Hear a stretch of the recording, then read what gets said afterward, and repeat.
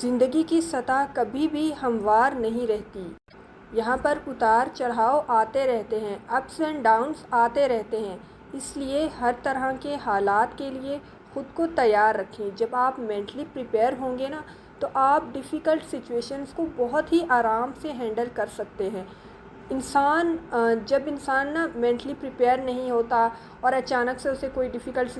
Situation کا سامنا کرنا پڑتا ہے،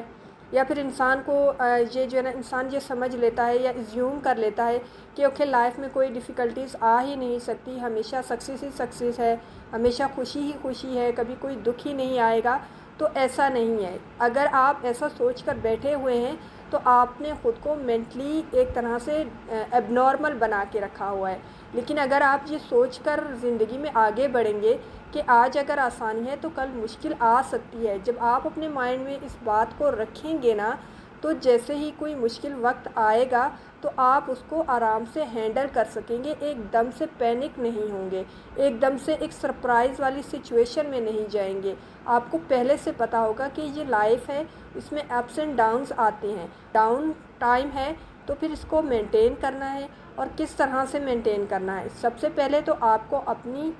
مینٹل سچویشن کو ہینڈل کرنا ہے، مطلب آپ نے اپنے دماغ کو کنٹرول میں رکھنا ہے کہ آپ کا دماغ پینک نہ ہو جائے، آپ کسی بھاگ دوڑ میں نہ لگ جاؤ، آپ ریلیکس رہو، اور ریلیکس رہنے کے بعد آپ یہ جان سکو، سمجھ سکو کہ کہاں پر مشکل آئی ہے اور کس وجہ سے آئی ہے، پرابلم کیوں کریٹ ہوئی ہے، اور اب اس پرابلم کو سولو کیسے کرنا ہے۔ یہ سب تبھی ہو سکتا ہے جب آپ خود کو مینٹلی تیار رکھیں گے،